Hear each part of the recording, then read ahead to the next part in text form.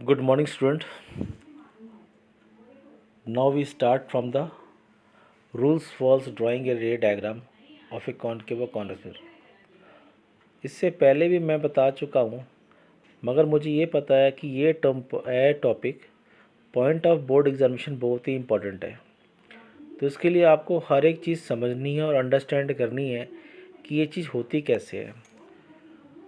तो I am trying my level best so that you can understand कि हाँ sir कैसे करना है।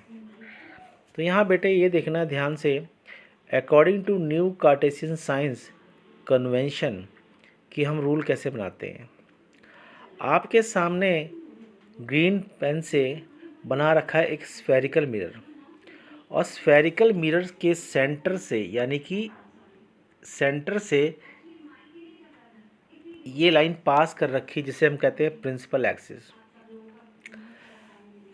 कोई भी ऑब्जेक्ट अगर प्रिंसिपल एक्सिस से ऊपर होता है बेटे तो उसे हम कहते हैं पॉजिटिव, और अगर कोई भी उसकी ऑब्जेक्ट की इमेज अगर नीचे बनती है बिलो प्रिंसिपल एक्सिस तो उसे हम लेते हैं नेगेटिव। और as we know the incident ray always travel to a straight line with the principal axis. अगर हम किसी मिरर की बात करें बेटे तो mirror is a part of spherical whose centre of a spherical part is known as centre of curvature. तो यहाँ पे हम इसको 2F भी बोल सकते हैं बेटे और C भी बोल सकते हैं।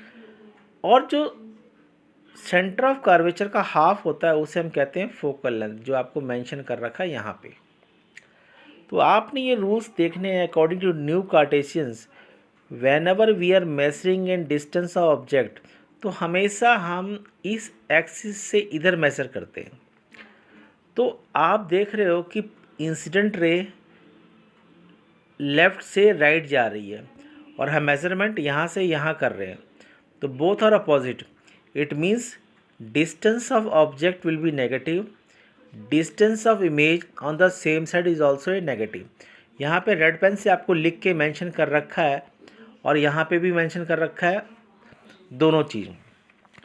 This rule is very important to learn और memorize before drawing a ray diagram. जब आपको ये रूल समझ आ जाए तो ये समझना according to a new Cartesians rule this we have to follow.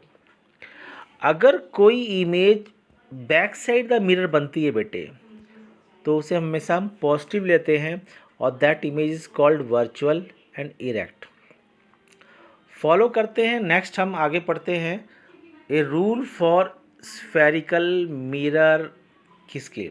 तो यहाँ पे मैंने स्पेसिफिक बनाया आपके लिए, एक बनाया है कि रूल कि मिरर से रेस कैसे ट्रैवल करती है। इंसिडेंट रे, ये रे जो है इंसिडेंट रे है, travel parallel to principal axis, ये प्रिंसिपल एक्सिस है, और travel and get strike and deflected by a F मतलब फोकल पॉइंट से पास होती है। सेकंड रूल है if the rays pass from the centre of curvature it get deflected back by the same angle, यानी कि जहाँ से जाती है सेंटर ऑफ तो वहीं से सेम एंगल को डिफ्लेक्ट कर जाती है। अब हम प्रोसीड करते हैं नेक्स्ट रूल पे, और यहाँ हमने सेम थिंग फॉलो करनी है। कैसे, तो देखो थर्ड रूल है if any incident ray is pass from F it get deflected back parallel to the principal axis. तो लिखा इंग्लिश में लिखा है an incident ray passing through a focus of a concave mirror becomes parallel to a principal axis after a reflection. यानी ये चीज़ कोई पूछता नहीं है, but before drawing a practising a ray diagram we have to go through this point. Fourth topic है if some of the rays directly pass from pole, pole means centre of mirror, it get deflected by a same angle. It means angle of I and angle of R, angle of incidence is always equal to the angle of reflection, and that I have written it here कि I और R हमेशा क्या रहेंगे बेटे, same रहेंगे। इस rule को मत समझना कि that rule is only for the concave mirror, it is also applicable for the convex mirror. But diagram थोड़ा इन्वर्टेड बन जाता है तो थोड़ा बच्चा कन्फ्यूज़ होता है।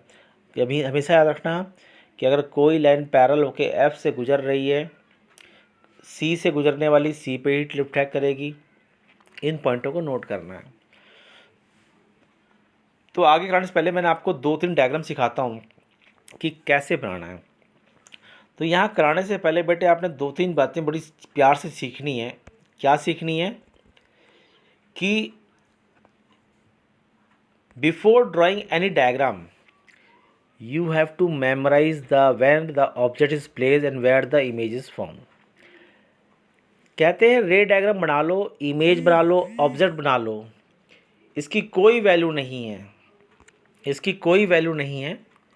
वैल्यू इज़ दैट कि आपको पता होगा, डायग्राम बना लो। After that you can mention at F और 2f और f और 2f, आप उसके बाद मेंशन करो, because it is a theoretical part not an experimental. अगर एक्सपेरिमेंटल पार्ट होता तो आपको डायग्राम बनाने में मज़ा आता।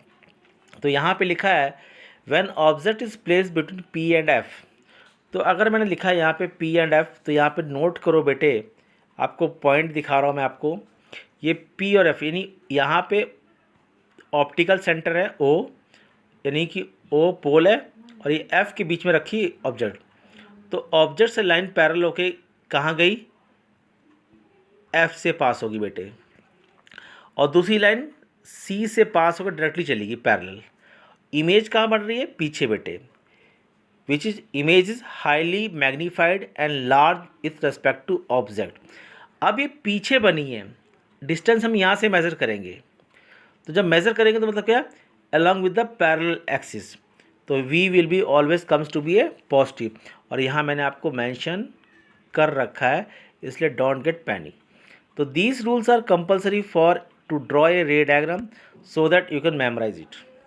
नेक्स्ट, अब आता है हमारे पास कि सर हमने क्या सीखना है। तो मैंने बोला बेटे देखो, अब आया when object is place eight f, यानी कि f पे रखो काम। तो f से रखने पे एक लाइन पैरेलल गई प्रिंसिपल एक्सिस और डिफ्लेक्ट बैक कर गई फ्रॉम द f। सेकंड रे deflected from the c directly. तो मानो कि ये लाइन कहाँ मिलेगी बेटा, यहाँ पे फार अवे। तो इमेज जो है highly magnified and inverted and real. अब यही चीज़ हमने लिखी है, object placed at between f and c। अगर f और c के बीच में रखते हैं, f और c के बीच रखते हैं तो क्या बनेगा, image will form beyond the c। तो आप पहले बना लो डायग्राम, उसके मेंशन वही सेम थिंग है। एक लाइन पैरेलल जाएगी, पैरेलल के f से गुजरेगी, दूसरी c से जाएगी, और जहाँ मिलते होंगे the image will be form. तो आपने ध्यान रखना है। तो लिखा है image form at the same side is real and inverted below the principal axis. तो ये नीचे बन रही है, तो हाइट ऑफ इमेज क्या होगी, नेगेटिव। तो यही आपका होमवर्क है। तो यहाँ पे 2-3 सिखाए हैं, आपके 3 पेंडिंग रह गए। Object is place eight c and 2f, when object is place beyond the centre of curvature, when object is place at infinity. Infinity पे रखोगे तो डेफिनेटली इमेज कहाँ बनेगी, एट f। वो डायग्राम दे रखा है तो पॉइंट को नोट करना है और इन सब चीज़ों को रिमेम्बर करो, तो डायग्राम आपका आसान हो जाएगा। यहाँ पे मैंने बेटा आपको नोट रखा है, before drawing a ray diagram learn the rules to draw the table where the object is placed and where image is form. तो आपने ये चीज़ ध्यान रखनी है कि हमने कैसे रूल को फॉलो करना है। Then we have to proceed the next ray diagram. अब यहाँ पे जो मैंने क्वेश्चन आपसे पूछे हैं उनके आंसर मैंने आपको दे रखे हैं। तो यहाँ पे क्या दे रखा है, आप समझदार हो बेटे।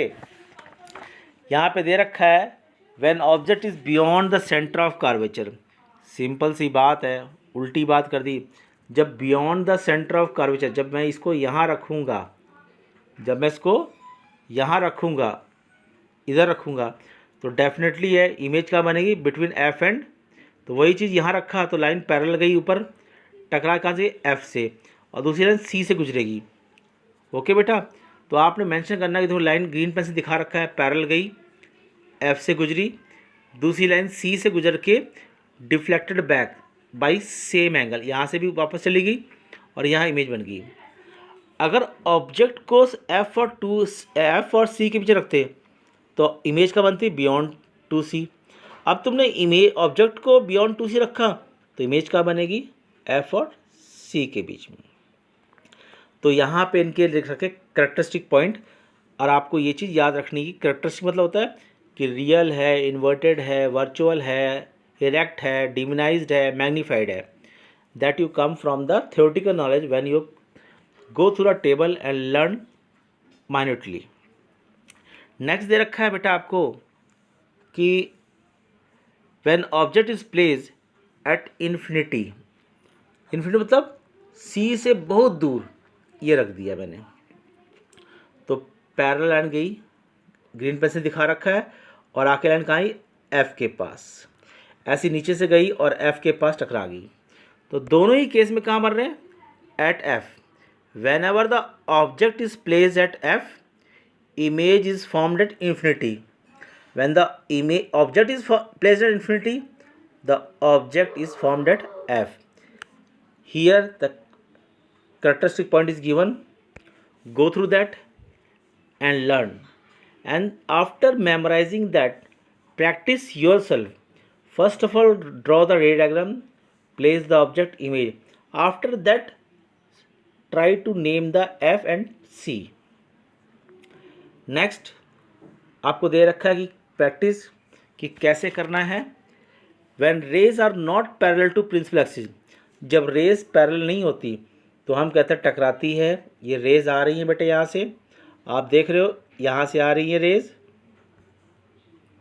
आ रही है यहाँ से, और टकरा कर जा रही है इधर पे, दूसरी पोल से जाएगी, टकराएगी वहाँ से।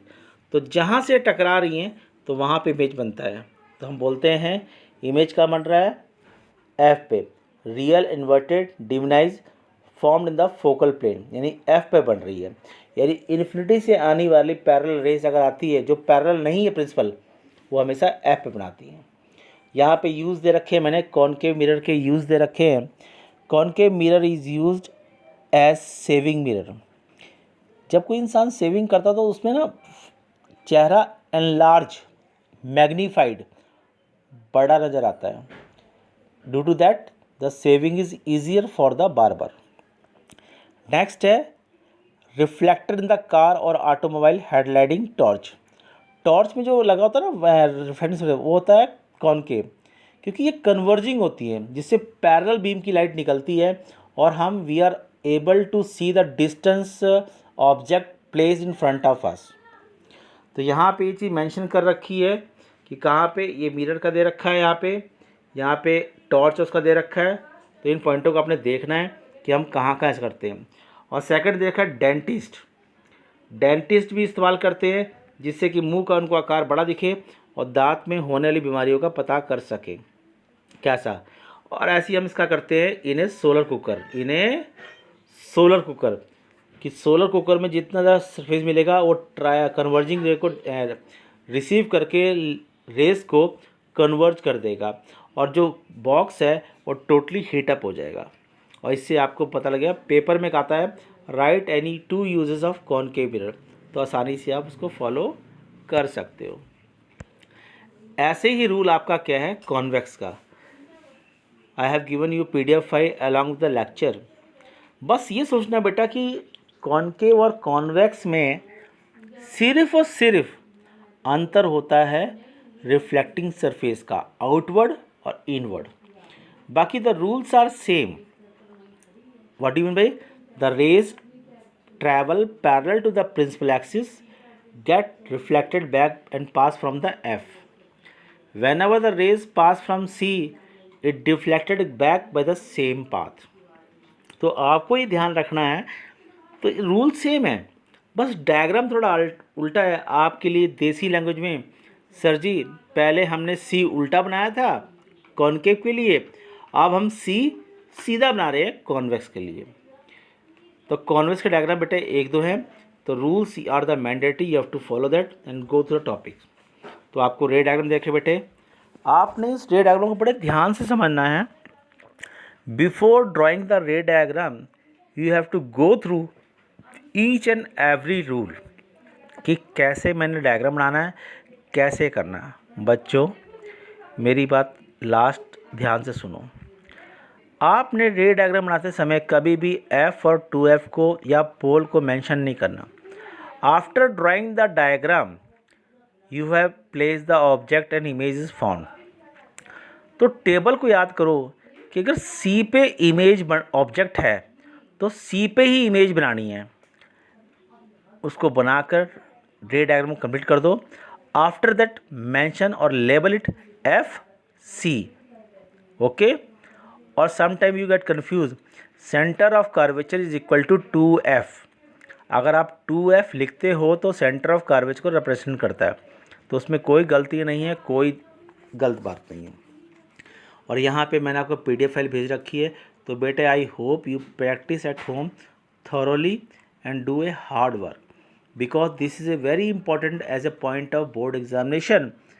100% comes for 2 or 3 marks to only to draw a ray diagram. Today I have given a ray diagram regarding a mirror.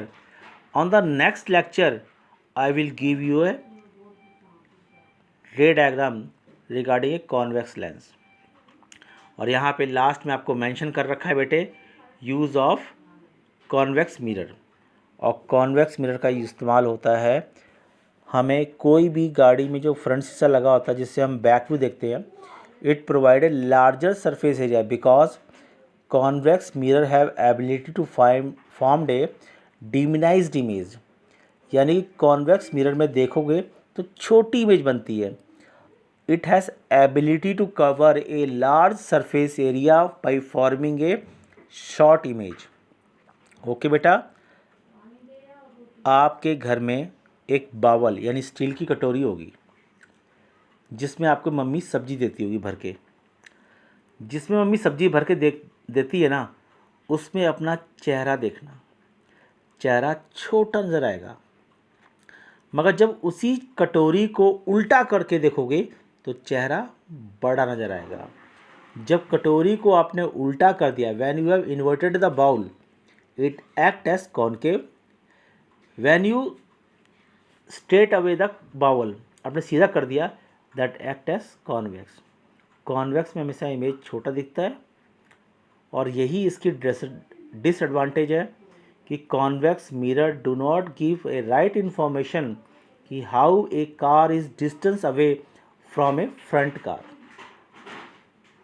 So I think you will go through each and every point and take care and go through this topic. This will help you for the future. Thank you and have a nice day.